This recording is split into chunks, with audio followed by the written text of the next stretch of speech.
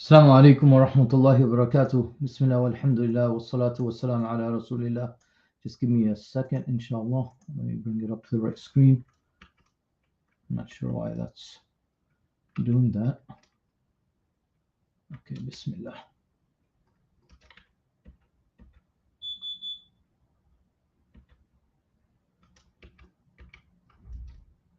Okay, Bismillah ar-Rahman ar-Rahim. Before we begin the new lesson, what I want to do is review some of the points of benefit, from ayah number 44 to 47, basically a review from last week. Inshallah, if you'd like to go ahead, and I'm going to give everyone a minute to look through it and give me some ideas of what or anything that you have in mind as it comes to benefit. Let me just do something really quick and share the link. And just give me a second. So while I'm doing that, please look over ayah number 44 to 47 and look for points of benefit. And you could put them in the chat in the either Facebook or YouTube. What are some personal points of benefit that you can think of, inshallah? Just waiting for my app to upload. It's taking forever.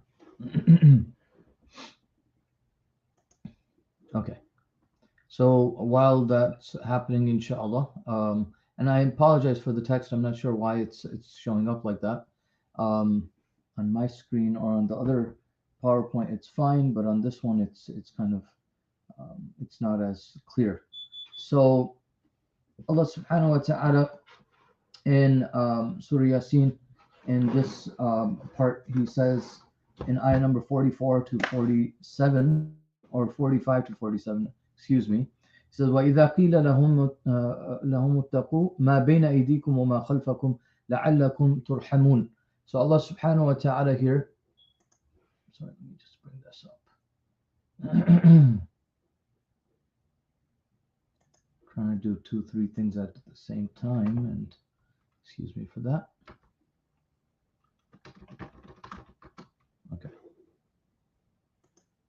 Okay, so Allah subhanahu wa ta'ala over here in this ayah, he says that when it is said to them, beware of what is before you and what is behind you, perhaps you will receive mercy. Like they're being told to do, taqwa in Allah subhanahu wa ta'ala, have taqwa in Allah subhanahu wa ta'ala, be conscious of Allah subhanahu wa ta'ala. They are, instead of accepting it, they don't respond. They just stay silent. And there's the next ayah, and again I covered this last week, so I'm not going to go over it again. But وَمَا تَأْتِيهِمْ مِنْ آيَةٍ مِنْ آيَاتِ رَبِّهِمْ إِلَّا كَانُوا عَنْهَا مُعْرِضِينَ. That when and no sign comes to them from the signs of their Lord except that they turn away from it. So again, over and over again, they're getting the signs and they just refuse to believe in them, right? And the next ayah, وَمَا تَأْتِيهِمْ مِنْ آيَةٍ مِنْ آيَاتِ رَبِّهِمْ إِلَّا كَانُوا عَنْهَا مُعْرِضِينَ. And the next ayah, وَإِذَا قِيلَ لَهُمْ أَنْفِقُوا مِمَّا رَزَقَكُمُ اللَّهُ قَالَ الَّذِينَ كَفَرُوا لِلَّذِينَ آمَنُوا أَنُطْعِمُ مَنْ لَوْ يَشَاءُ اللَّهُ أَطْعَمَهُ إِنْ أَنْتُمْ إِلَّا فِي ضَلَالٍ مُبِينٍ. Then Allah subhanahu wa ta'ala over here, he says, and when it is said to them, أنفقوا, give some wealth, give some sadaqah, مِمَّا رَزَقَكُمُ اللَّهُ, from what Allah subhanahu wa ta'ala gave you. What do they say? Now they respond. So previously about taqwa, they didn't respond. About the ayat of Allah subhanahu wa ta'ala, they turned away from those signs in front of them. And then over here, when they're told to spend in the cause of Allah subhanahu wa ta'ala, then they say, what Allah subhanahu wa ta'ala is quoting them, الذين كفروا للذين آمنوا أنطعم من لو يشاء الله أطعمه إن أنتم إلا في ضلال مبين.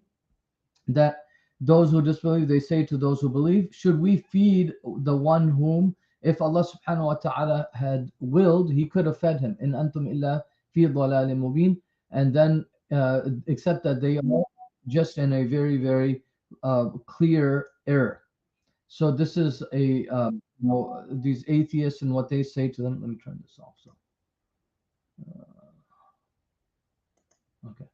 So they keep, they just come up with responses, right? That Well, why should we give, right? If Allah subhanahu wa ta'ala wanted to take care of them, He could have done that. So they now put it with on Allah subhanahu wa ta'ala, and that's what atheists do a lot of times in our times as well. That they put the fault on Allah subhanahu wa ta'ala rather than trying to do any good and benefiting others. They just put the fault on Allah subhanahu wa ta'ala, that how come this is happening, right? And they blame Allah subhanahu wa ta'ala. The other thing over here, the reviewing. So I hope you guys put something. I don't see anything yet, but if there's points of benefit that you can share of ayat 44 to 45 to 47 before I share them, if you could go ahead and put them in the comments, please, and then I will share a few things, inshallah. Okay. So that was just to kind of jog your memory from last week's lesson, inshallah. So what are some other points of benefit? One is that when the ayat of Allah subhanahu wa ta'ala are mentioned, whether they be physical signs like the signs around the earth in front of us, um, like beautiful sights and the mountains and the oceans and the flooding and all these different things, these signs that Allah subhanahu wa ta'ala sends, or if they are the ayat of the Quran, like the revelation that Allah subhanahu wa ta'ala, the signs that He's given from them, from there, these should spark something in us, inside of us, right? That our iman should go up, it should shoot up, right? And if it's not, then that's a sign of a diseased heart. And may Allah subhanahu wa ta'ala protect us from that.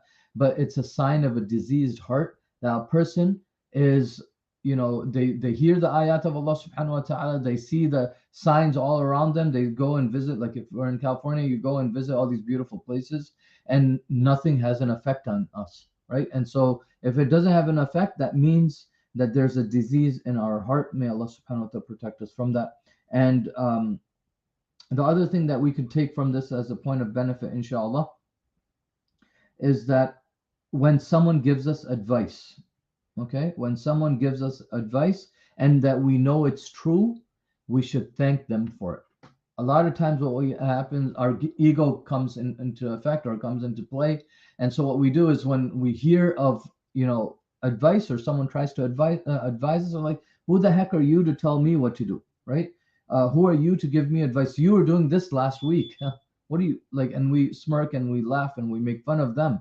And so Allah subhanahu wa ta'ala is, reminding us over here that when we know that the advice is true and something that maybe we've done that is wrong, and it's hopefully done in a polite way, we should take benefit from it and not be those who just reject it. Okay. And right now what I'm doing again is reviewing the points of benefit from last week's lesson, 45 to 47. So inshallah, you could bear with me. The other thing is that I mentioned before as well, that being charitable is one of the most important links or correlations with iman. If a person has iman, inshallah, they are ones who give sadaqah. If a person has iman, they're the ones who pray their salah, right? If a person has iman, they are those who have good morals and ethics and try to help each other. And so you will see their iman in play or in action, right? Through their deeds, through their their body basically will be a reflection of iman, or the iman that is in their hearts. The other thing, as I just mentioned as well about the atheists, that a lot of times they are very, very, you could say, arrogant, right? How come that tsunami happened? How come that power, that disease? Or how about this? And why is God doing this, a'udhu billah, to us, right? Why is God sending all this evil? And the thing is that you have to understand the difference between evil and good, right? So in order to have good and good people and to test us, there has to be some, you could say, level of evil, right? Otherwise, we wouldn't be able to see who is good or not, right? And so this is how Allah subhanahu wa ta'ala tests the believers to see who is going to come out and feed the poor, who is going to, give them water and food and all these different items that they need, and who is going to reject it and just blame Allah subhanahu wa ta'ala and do nothing at all.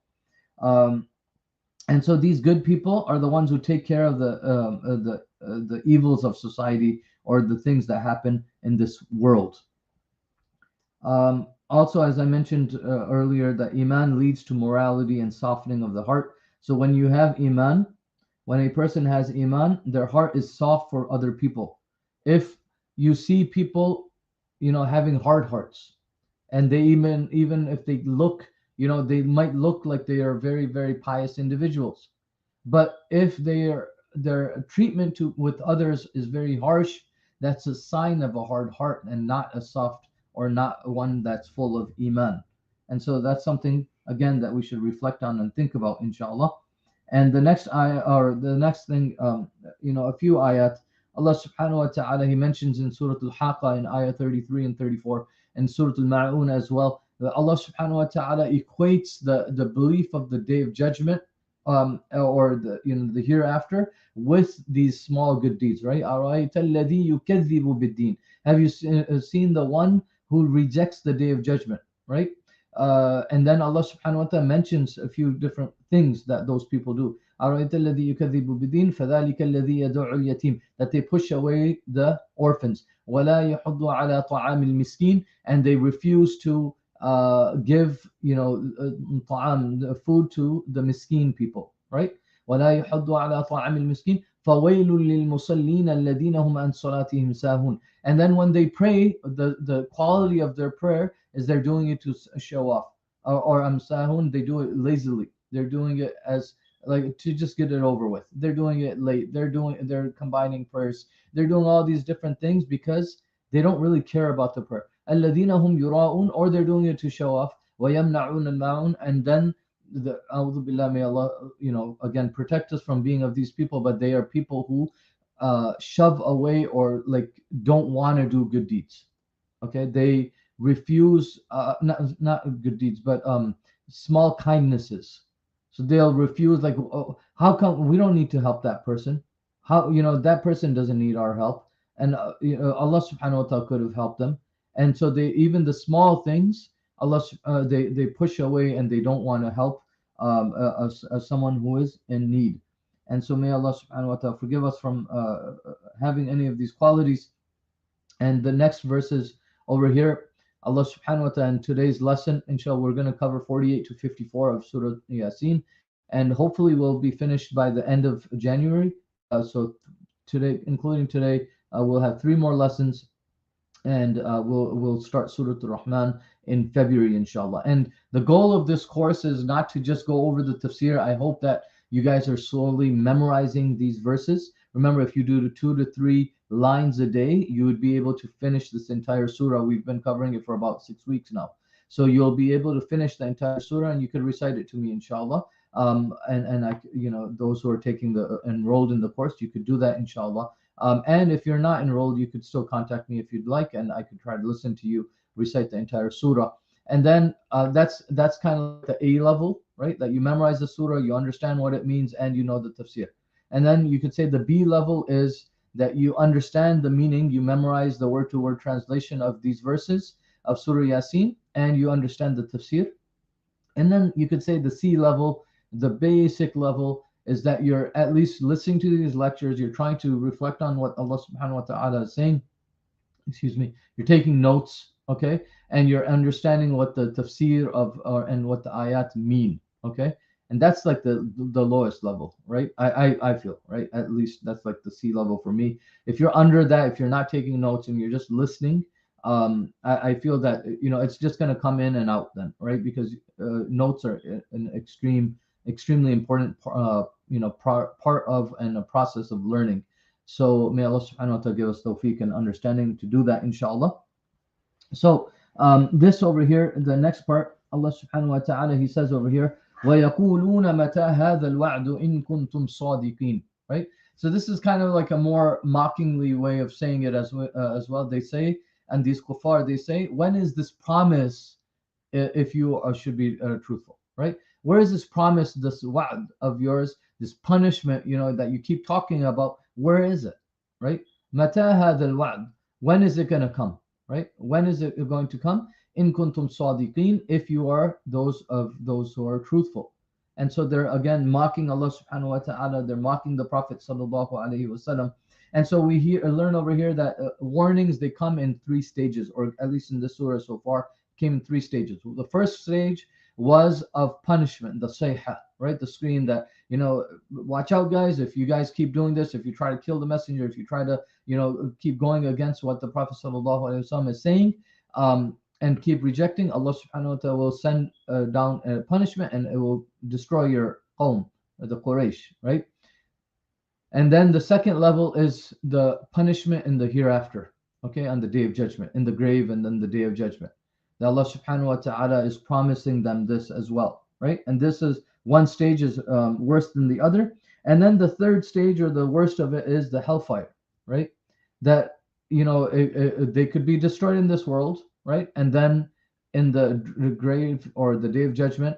And then lastly, the hellfire, which is the worst of the punishments. So Allah subhanahu wa ta'ala is reminding them over here about these three stages of warnings, you could say. And so this is a threat of Allah subhanahu wa ta'ala. And then they're just, again, using sarcasm and mocking it.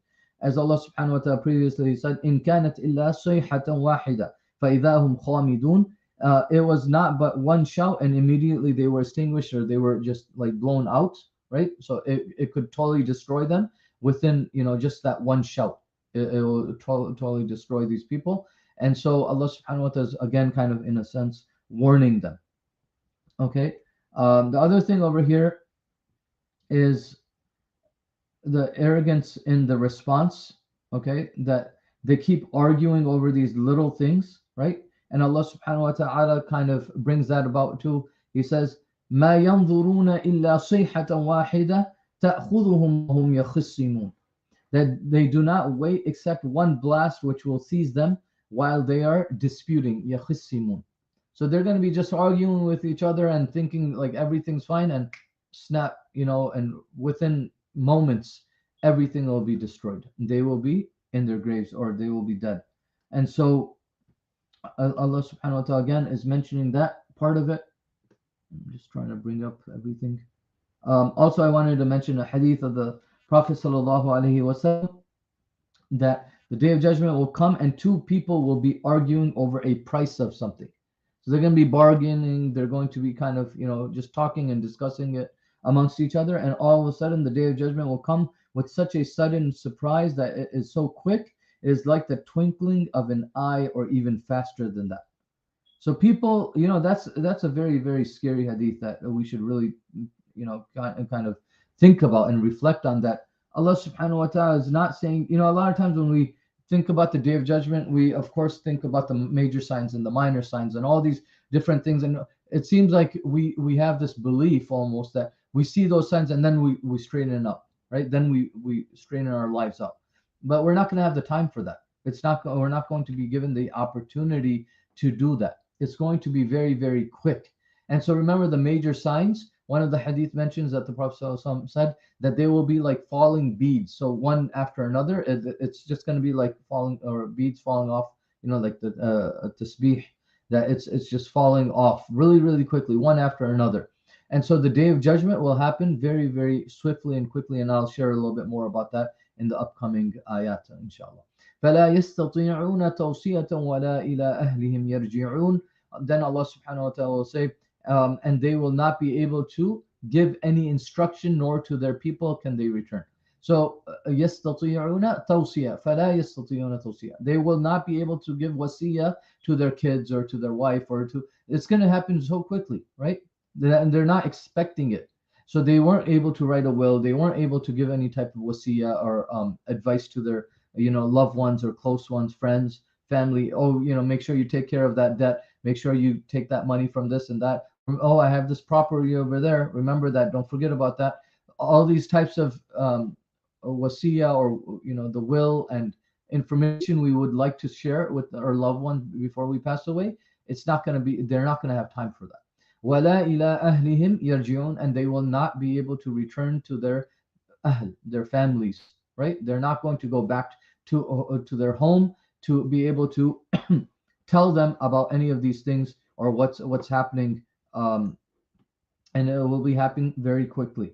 Now, وَنُفِخَ فِي الصُّورِ فَإِذَا هُمْ مِنَ الْأَجْدَاثِ إِلَىٰ رَبِّهِمْ يَنْسِلُونَ. Allah subhanahu wa ta'ala says, وَنُفِخَ فِي الصُّورِ. Nufikha is like the blowing of the trumpet, right?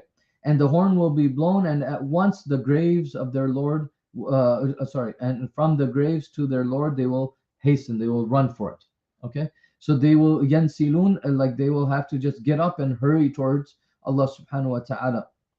And so this warning again is kind of being given to them, that the nasal in Arabic is like generations, right? So Allah subhanahu wa ta'ala is kind of painting this picture that their nasal, or many different um, generations of people will be grouped together running towards Allah subhanahu wa ta'ala. And another thing over here, ajdath, jadath in Arabic is like we have a qabr or kubur, right? A qabr is a grave that's marked. Ajdath are graves that are unmarked. And so these, nobody will even know that these people were buried there, right? They might be even passing over these places, just like some of the places where, the people might have been destroyed. We don't know where, literally where the people were buried. We might know generally this place was a place of, Allah subhanahu wa ta'ala sent his punishment, but we don't know where those graves are unmarked because it happened so quickly and everyone was destroyed. So that's another scary thing to kind of think about and imagine, that nobody will even remember them afterwards because their graves are unmarked. Nobody even knows that they're buried there. And then the next verse, Allah subhanahu wa ta'ala, he says, قَالُوا يَا وَيْلَنَا, it says about the people what they say now. So the kuffar, they will say, Ya waylana. Oh, like wail is like, maybe we be destroyed. How like unlucky we are. Wail is also like it's a valley in the hellfire, right? It's a word to show like how much hasra they have, how much like, oh, I wish I could have done that, right? Waylana man ya'ti man what is that? قالوا يا ويلنا من بعث من مرقدنا, right? من بعثنا من مرقدنا, right? Sorry, the text is kind of difficult for me to read. So Allah subhanahu wa ta'ala over here, he says, who has raised, these people say now, who's the one who's raising us out of our resting places? من مرقدنا, okay? Marqad is a place of rest where a person takes a short nap. And so who is raising us up from this resting place? And then هذا ما وعد الرحمن وصدق المرسلون. Subhanallah. All right. And the reply will be, this is what the most merciful had promised, and the messengers told the truth. Remember those messengers, those three messengers, and the man who came from the Aqsa Medina, right, the other side of the city. Well, now this is the truth. Subhanallah. Right. That now they realize, when it's too late, of course, that this is what the most merciful, Ar-Rahman, the one that, remember the Mushrikeen of Mecca, they didn't accept Ar-Rahman. And the Treaty of Hudaybiyah, when, the Sahaba, they wrote Bismillah ar-Rahman ar-Rahim, they said, who is Ar-Rahman and Ar-Rahim? We don't believe in, Ar-Rahman and Ar-Rahim, right? So, right, just Allah subhanahu wa ta'ala. They did believe, of course, in Allah subhanahu wa ta'ala as a supreme creator, but then they put partners with him. So over here we see that they say, هذا ما وعد الرحمن, right? The wa'ad, the warning, or the promise that Allah subhanahu wa ta'ala had given, Ar-Rahman had given, it's true. And the messengers told the truth, right? So this is ayah number 52. And as I mentioned, it's marqad is like a place of rest and comfort. And one thing also just to keep in mind is that the messengers, they came when the people were in a state of ghafla, right? They were ghafla, when you're sleeping, when you're napping, you're in a state of ghafla, you're unconscious, you don't know really what's happening around you. And so the messengers came to wake the people out of up from that slumber, right? From that spiritual slumber. And over here now these people are saying, waylana ya waylana man ba'atha min marqadina, who is taking us up or waking us up, basically, or raising us up from this place of rest or sleeping place. And so it's interesting how Allah subhanahu wa ta'ala is kind of reviewing previous parts of the surah through these verses as well. And then over here he says, and some kind of some people might argue and think, and well, how can like we know as Muslims that the graves will be not be a place of rest, right? It will they will not be a place of rest for the mushrikeen or munafiqeen or kuffar, right? Anyone who did not have iman, okay, and maybe even did major sins and those types of things, their graves will be a place of punishment. May Allah subhanahu wa ta'ala protect us from that punishment. Allahumma inni a'udhu bika min adhabi jahannam wa min adhabil qabr. So may Allah subhanahu wa ta'ala protect us and our families from that. And so how can that be a place of rest? And there's two opinions that the scholars give.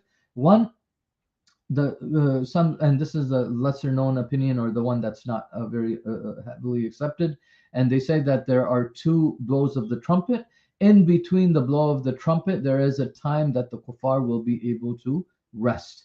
And the second opinion, then this is more inshallah rajih, it's more accepted, inshallah. And so it says, even though the punishments of the grave are severe compared to the terror of the day of judgment, Yawm al-Qiyamah, compared to the day of judgment, to the hellfire, okay, this adhab of qabr will be nothing in comparison to it, right? The horrors of the day of judgment are much worse, and the hellfire is much worse than the day of judgment. And so that's why it's kind of considered over here a place of rest, even though it's a place of torment. Okay, the next verses, and we'll stop over here inshallah. Ayah number 53 and 54. إن كانت إلا صيحة واحدة فإذا هم جميع لدينا محضرون. So Allah subhanahu wa ta'ala over here now, he says, إن كانت إلا صيحة واحدة, right? It will not be one blast, and at once they are all brought محضرون, right? To be, they were like, for example, if a criminal is going to be called for a court case. Mostly, a lot of times they don't want to be in front of the judge. They don't want to have all this because they're embarrassed most of the time, right? They're embarrassed about what they did, and so they're kind of like shackled and brought like forcefully, right? And in the same way, you could say فَإِذَا هُمْ جَمِيعٌ لَدَيْنَا مُحْضَرُونَ, that they are present in front of Allah subhanahu wa ta'ala in this way. Okay, they're all brought together, muhdarun, right? To be in front of Allah subhanahu wa ta'ala, presented in front of their Lord, right? And it will be just one blowing of a trumpet which will make all of this happen. And I'm going to discuss that in the different opinions about that in a moment, inshallah. And the next ayah, and we'll finish with this, inshallah, and then I'll explain these two verses. So Allah subhanahu wa ta'ala says, فَالْيَوْمَ لَا تُظْلَمُ نَفْسٌ شَيْئًا وَلَا تُجْزَوْنَ إِلَّا مَا كُنْتُمْ تَعْمَلُونَ. So today no soul will be wronged at all, and you will not be recompensed. You will not be given any type of reward or anything except for what you used to do. So Allah subhanahu wa ta'ala is kind of promising that nobody will be facing any type of injustice on the day of judgment. Everyone will receive exactly what they did, okay, based on what their actions were. So there will be no dhulm on the day of judgment, right? That every single person will get exactly what they were deserving of. And so this is the end of the section, inshallah. But I wanted to discuss a few opinions over here.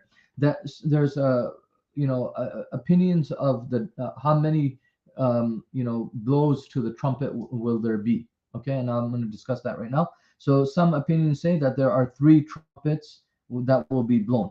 Okay, and this is the opinion of Ibn Taymiyyah, Ibn Kathir, Al-Shawkani, Al-Qadi Ayaat, all, and their evidence is the Quran and 1 hadith. And the other side also, who says that there's 2 blows to the trumpet, they also of course have Quran and hadith. But just to mention, and so what they say is there's a trumpet of terror. Okay, in Surah An-Naml, ayah number 87, when this is blown, it will cause everyone to be terrified. They know like what's going to happen next, right? And so this causes the terror to happen. And then there will be a second trumpet that's blown, and this is the trumpet of everyone falling down unconscious. Okay, and this is also in Surah this is in Surah Zumar in ayah 68. And in the same verse, The third trumpet is, they're saying that it's mentioned that the third blowing of the trumpet is when everyone is now resurrected and hurrying towards their Lord for judgment. Okay, so they say there's three trumpets that are blown. The first is the one of terror. The second one is of death. Basically, it will cause everyone and even the angels to die, and Allah subhanahu wa ta'ala will be alone in his magnificence. And then the third trumpet, when Allah subhanahu wa ta'ala tells Israfil to, be alive again, and then, and then he'll blow the third time, where the all the people will be, brought up or raised again, and then going towards Allah subhanahu wa ta'ala. So that's one opinion. The second opinion is of Imam Qurtubi, and others who say, and this seems to be a little bit more strong as well. They say that it's only two blows to the trumpet. The first one is terror and death. So remember the first group, they said there's three, right? That there's terror, then there's the second one that causes the death, and then the third that causes everyone to raise. And the second opinion says no, the terror one and death, it happens simultaneously. Like basically, it's a trumpet that's blown, and boom, everyone dies at that time too. So it causes terror, and there's hadith, many hadith, maybe that could be a separate class about the signs of the Day of Judgment. But there's many hadith that talk about that the worst of the worst people will be alive at that time, the last days, basically, during that time. That will be the worst time of mankind ever, right? So imagine our times, how bad they are. That will be the worst time. And so over here, Allah subhanahu wa ta'ala, then he says, or the hadith, and what they use for the second opinion, they use the hadith that, and these are more explicit hadith. In Sahih Muslim, the Prophet sallallahu alaihi wasallam said, between the two trumpet blows, so it's mentioned two trumpet blows, are 40. Okay, and we don't know exactly 40 days, 40 years, 40 40 minutes. It just says are 40. Putting all of these together, Allah subhanahu wa ta'ala knows best, right? That if it's going to be two trumpets or three. But Surah Yaseen also suggests that there's two trumpets or two sayhas that are blown, right? One to cause death, one to make people rise. And then there's a few hadith that also I want to mention. The Prophet sallallahu alaihi wasallam, one day he appeared very, very worried, and the Sahaba asked him, "Why are you so worried?" He said, "Why should I not be worried when Israfil, the one who blows the trumpet, has put the trumpet on his mouth and is looking at the throne of Allah subhanahu wa ta'ala, waiting for the command to come?" That's a very scary hadith, right? So during the life of the Prophet sallallahu alaihi wasallam, that Israfil was commanded to hold the trumpet. Now it's basically in his hand, and like on his lips or on his mouth, waiting for the command for it to blow, and that the entire universe and everything of creation will be destroyed.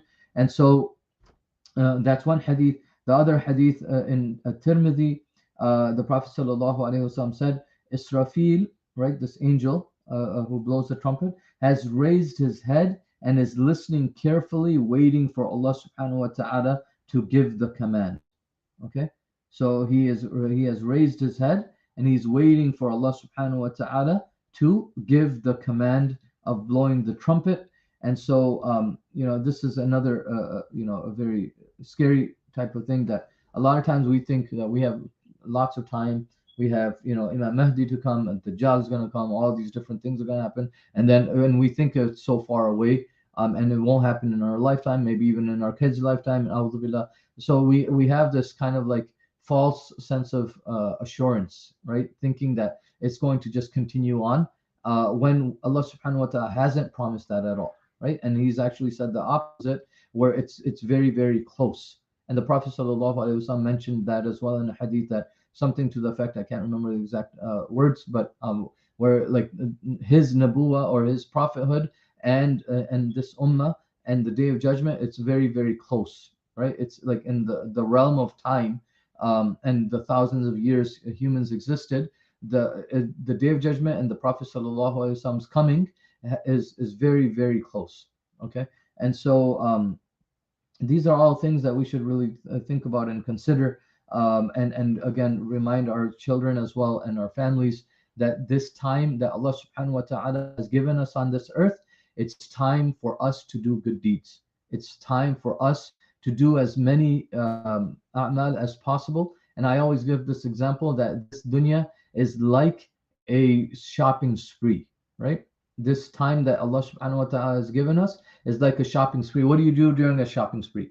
You go and you shop, or you put as many things in the basket, and whatever you have at the end is yours, right? And so it's not about this dunya and like, oh, I'm going to get a house and I'm going to get this, I'm going to get that, I'm going to get another vacation home, all these things, and gathering just dunya. But it's gathering deeds, a'mal for the akhirah, right? So that we will be able to present ourselves in front of Allah subhanahu wa ta'ala. As Allah subhanahu wa ta'ala says, الَّذِي خَلَقَ الْمَوْتَ وَالْحَيَاةَ لِيَبْلُوَكُمْ أَيُّكُمْ أَحْسَنُ عَمَلًا وَهُوَ الْعَزِيزُ الْغَفُورُ. Right, in Surah Tabarak, ayah number 2, that Allah subhanahu wa ta'ala mentions that He has created death and life, لِيَبْلُوَكُمْ أَيُّكُمْ أَحْسَنُ عَمَلًا, to test you all and to see who is the one who does the best deeds. So we should be of people of ihsan, who try to better ourselves in not only dunya but akhirah, and trying to do as best as we can, inshallah, to please Allah subhanahu wa ta'ala. And so making sure that He is, inshallah, pleased with us, and that He shows us His mercy on the Day of Judgment. وآخر دعوانا أن الحمد لله رب العالمين الحمد لله رب العالمين. And if there's any questions or comments, if you want to share, you could put them, inshallah, in the section. If you want to share this video, you could do that as well, inshallah. I'll give a minute for that, and if not, then we'll stop here for today. So it's a little bit of a shorter lesson, inshallah. I'm going to try to get to the masjid as well. So if there's any questions, go ahead and put them in the comments, please. I'd love to hear from you. So these verses are something that we should really reflect on and think about the Day of Judgment, and not just read through them and, okay, that's fine. It's something that we should reflect on, inshallah. Okay, I'm not seeing any comments or questions, so I'm going to stop there. Subhanakallahumma wa bihamdik, nashhadu an la ilaha illa ant, نستغفرك ونتوب إليك. أعوذ بالله من الشيطان الرجيم. بسم الله الرحمن الرحيم. والعصر إن الإنسان لفي خسر إلا الذين آمنوا وعملوا الصالحات وتواصوا بالحق وتواصوا بالصبر. جزاكم الله خيرا. Inshallah, see you guys next week. Assalamu alaikum wa rahmatullah.